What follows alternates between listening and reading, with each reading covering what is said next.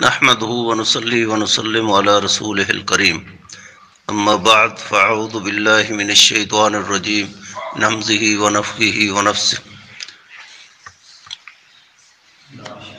يكاد البرق يخطف أبصارهم كلما أضاء لهم مشوا فيه وإذا أظلم عليهم قاموا ولو شاء الله لذهب بسمعهم وأبصارهم إن الله على كل شيء قدير۔ گزشتہ دروس میں منافقین کی صفات کا تفصیل سے تذکرہ ہو رہا تھا۔ منافقین دو طرح کے تھے، ایک وہ لوگ تھے جو نفاق فی العقیدہ کے مرتکب تھے، عقیدے کے اندر منافق تھے، اور دوسرا طبقہ وہ ہے جو عملاً منافق ہے، عقیدے میں منافق نہیں ہے۔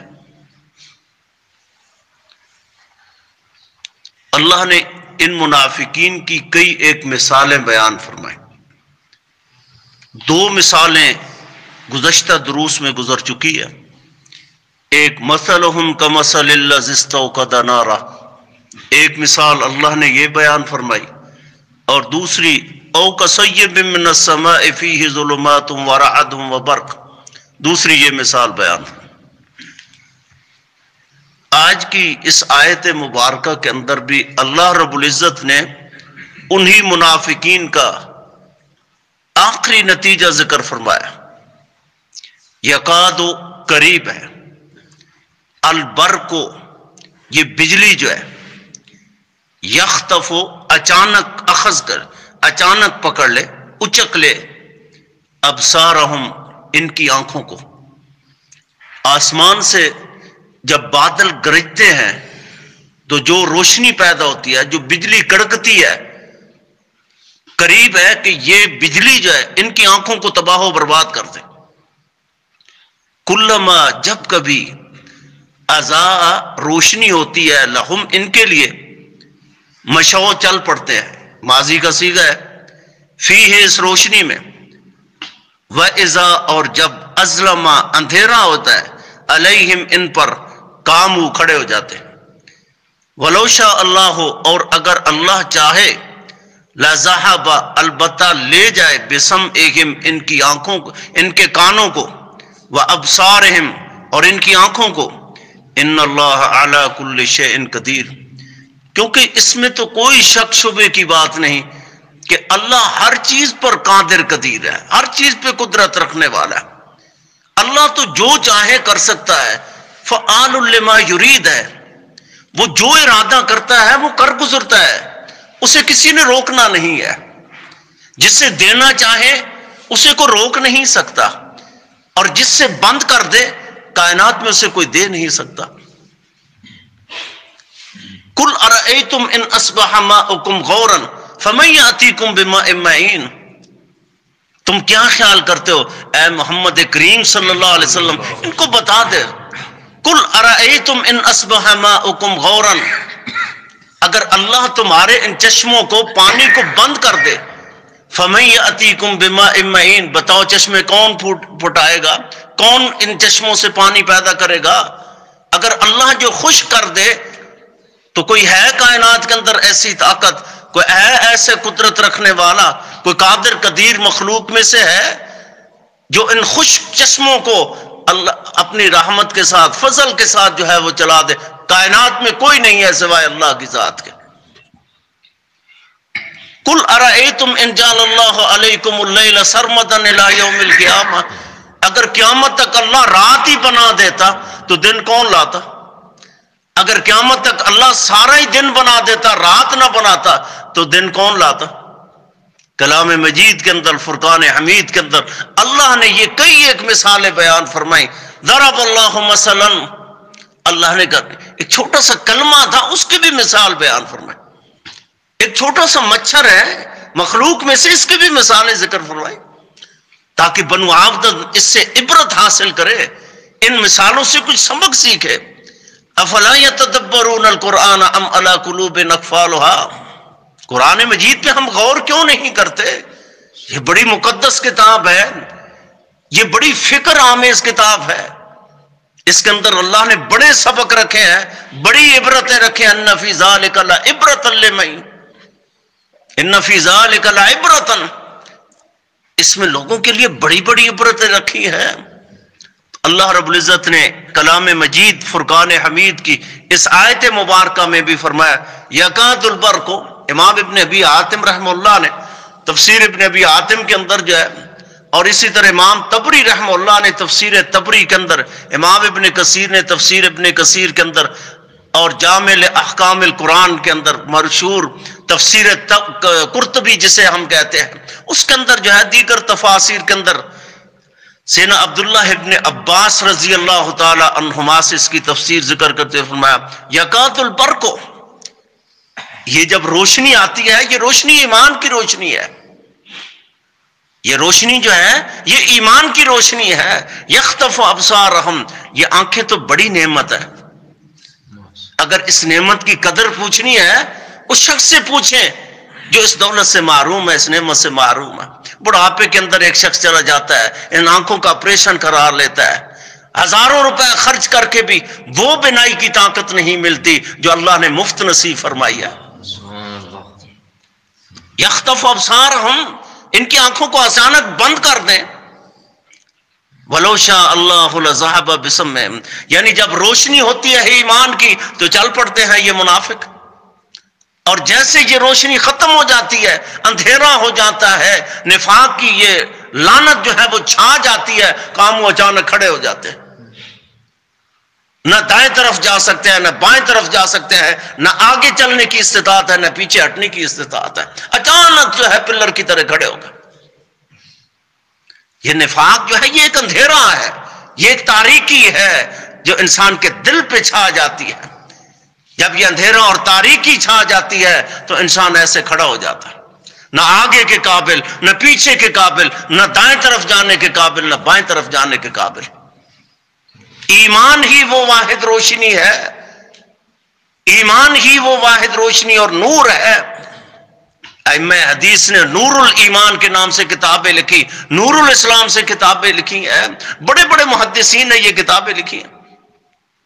تو ایمان واحد روشنی ہے جس روشنی کے اندر جو ہے آپ آگے بھی بڑھ سکتے ہیں، پیچھے بھی جا سکتے ہیں، دائیں طرف بھی جا سکتے ہیں، بائیں طرف بھی جا سکتے ہیں۔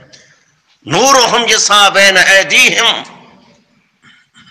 آئیے جن لوگوں نے اس کلام مجید کو سمجھا، فرقان حمید کو سمجھا، ان کے احکامات کو اچھی طرح سمجھا، آئے ان کی ایمان کیسے تھے۔ روایت صحیح البخاری کے اندر آتی ہے، مشہور حدیث ہے، آپ نے شاید کئی دفعہ سنی ہوگی۔ نبی رحمت صلی اللہ علیہ وسلم نے 2 صحابیوں کو یمن کی طرف بھیجا۔ یمن کے ایک علاقے کا گورنر جو ہے حضرت معاذ ابن جبل رضی اللہ عنہ کو بنایا، اور یہ معاذ ابن جبل کون ہے؟ بڑے جلیل القدر صحابی۔ نبی رحمت صلی اللہ علیہ وسلم نے فرمایا میرے بعد اگر دین سیکھنا ہو ان 4 صحابیوں سے سیکھنا، ان میں سے ایک معاذ ابن جبل ہے رضی اللہ تعالی عنہ۔ بڑے فضائل ہیں، بڑے مناقب ہیں۔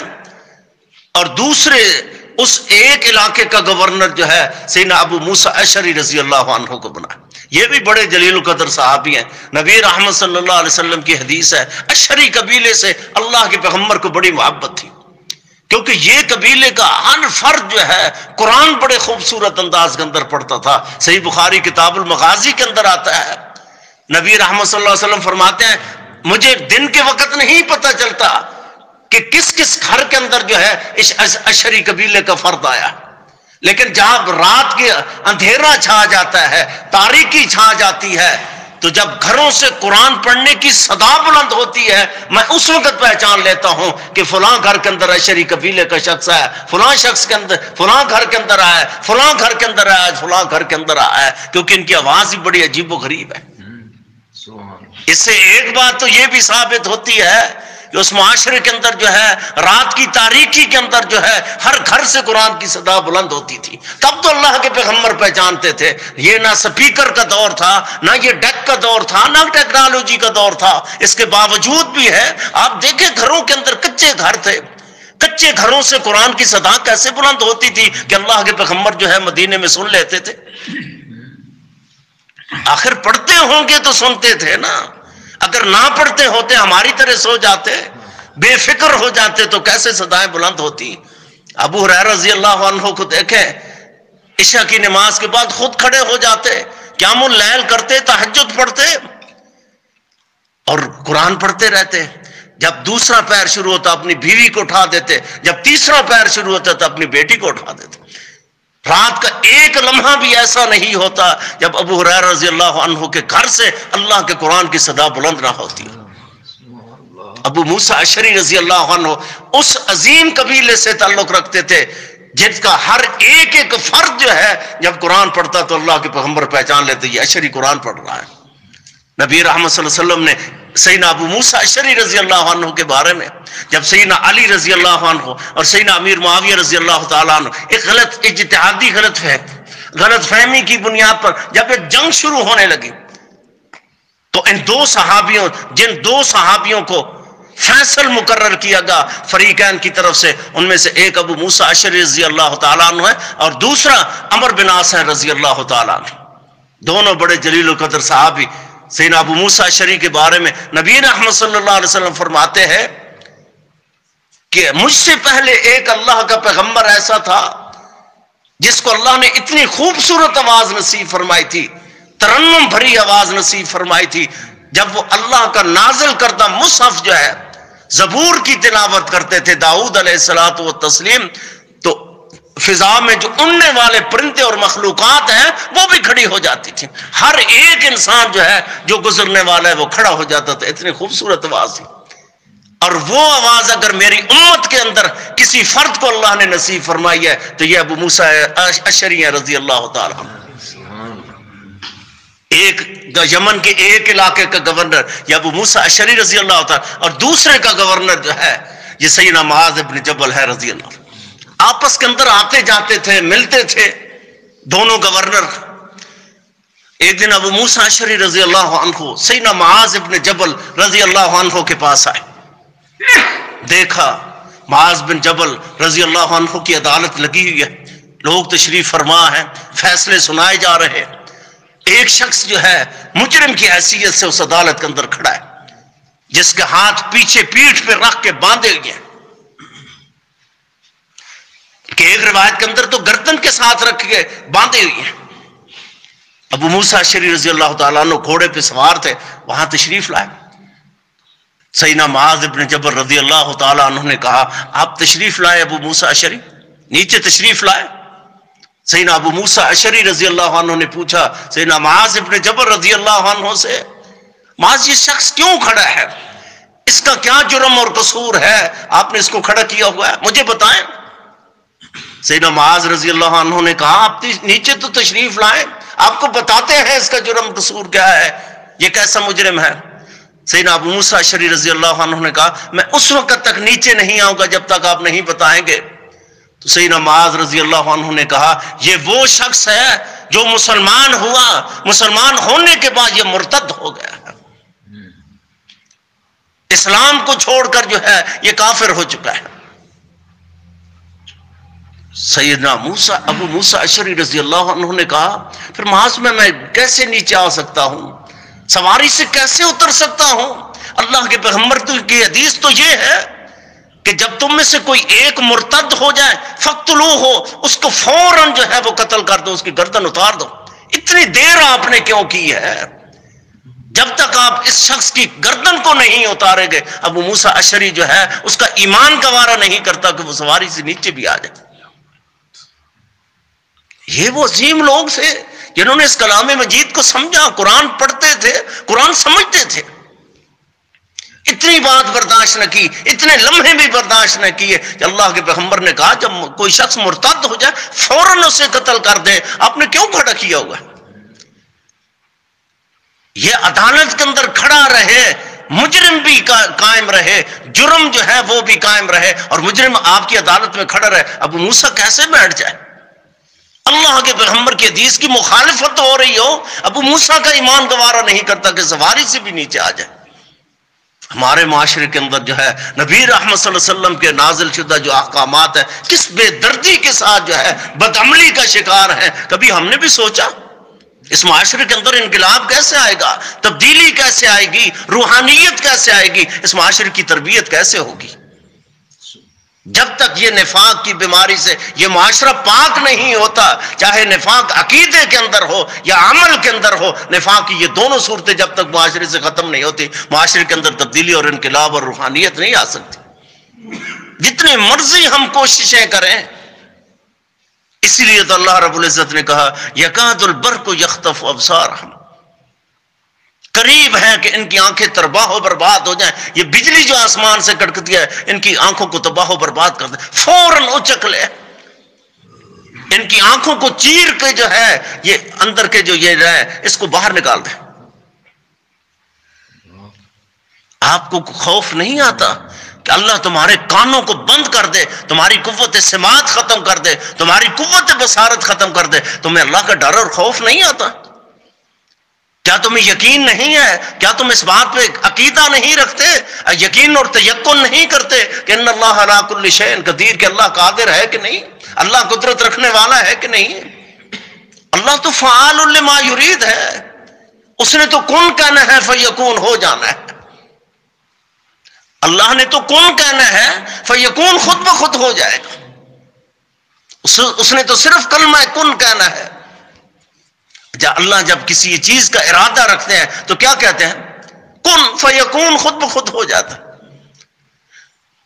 آئیے اگر ہم اپنی اصلاح چاہتے ہیں، تربیت چاہتے ہیں، نفاق کی ان بیماریوں سے ہم سب کو خود اپنے آپ کو بھی اس نفاق کی بیماری سے بچانا ہوگا، اور اپنی اولاد جو ہیں، اپنے اہل و عیال جو ہیں، انہیں بھی اس نفاق کی بیماری سے پاک کرنا ہوگا۔ نفاق کا تعلق تو اس دل سے ہے۔ جب تک دل کے اندر یہ کدورت رہے گی، یہ نفاق کی بیماری رہے گی، یہ حسد، کینے اور بغض کی بیماریاں رہے گی، تب تک جو ہے اس معاشرے کے اندر تبدیلی اور انقلاب نہیں آ سکتا۔ اس معاشرے کے اندر نہ چین آ سکتا ہے، نہ سکون آ سکتا ہے، نہ بحرانوں سے یہ معاشرہ نجات حاصل کر سکتا ہے۔ ان اللہ علی کل شیء قدیر، یہ قدیر جو ہے یہ میرے اللہ کے ناموں میں سے ایک نام ہے۔ اور صحیح بخاری کی حدیث ہے، نبی رحمت صلی اللہ علیہ وسلم نے کیا ارشاد فرمایا؟ ان للہ 99 اسما او کما قال رسول من حفظها فقد دخل الجنہ۔ اللہ کے 99 نام ہیں، اللہ کے 99 خوبصورت نام ہیں، ان کے ساتھ اپنے اللہ کو پکارا کرو۔ یہ اسماء الحسنى ہیں، ان کے ساتھ اپنے اللہ کو پکارا کرو اور ان کو یاد بھی کیا کرو۔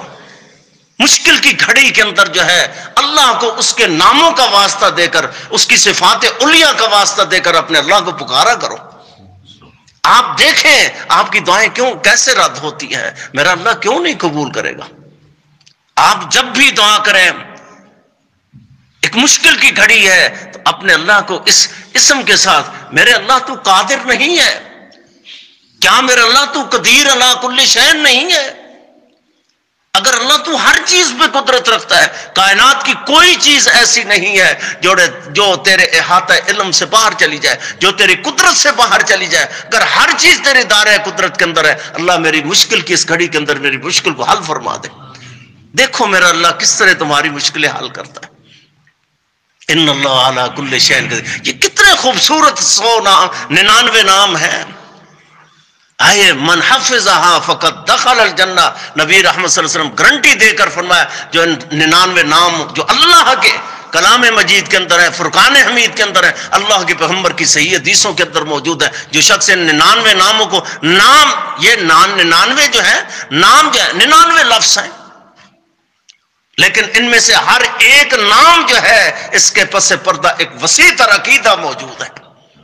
یہ صرف 99 الفاظ نہیں ہے، یہ صرف 99 لفظ نہیں ہے کہ آپ ان کو 99 لفظ ہے فوراً یاد کر لیں گے، حفظ کر لیں گے۔ ان میں سے ہر ایک نام جو ہے وہ ایک وسیع تر عقیدہ رکھتا ہے، ایک وسیع تر تربیت رکھتا ہے۔ من حفظها فقد دخل الجنہ، صحیح بخاری کے الفاظ ہے، نبی رحمت صلی اللہ علیہ وسلم فرمایا جس خوش نصیب نے اللہ کے 99 ناموں کو یاد کر کے تربیت حاصل کر لی ہے، آپ سمجھے کہ اس کے جنتی ہونے میں کوئی شک شبہ نہیں ہے۔ کتنا مشکل مرحلہ ہے، دنیا کی ہر چیز یاد کر لیتے ہیں، حفظ کر لیتے ہیں، کیا ہم اپنے اللہ کے ان خوبصورت 99 ناموں کو یاد نہیں کر سکتے؟ کیا ہم اپنے اللہ کی صفات علیہ کو یاد نہیں کر سکتے؟ آئیں اپنے جب بھی مشکل کی گھڑی ہو، جب بھی ضرورت ہو، جب بھی دعا کریں، اپنے اللہ کو اس کے اسماء حسنہ کے ساتھ پکاریں، اس کی صفات علیہ کا واسطہ دے کر اپنے اللہ سے جب بھی دعا کریں گے، استدعا کریں گے، میرا اللہ آپ کی دعاؤں کو قبول بھی فرمائے گا، اس کے اثرات بھی آپ دیکھیں گے۔ اللہ رب العزت سے دعا ہے اللہ مجھے اور آپ کو کما حق اس پہ عمل کی توفیق نصیب فرمائے، زندہ رکھے کتاب و سنت میں، موت نصیب فرمائے کتاب و سنت میں۔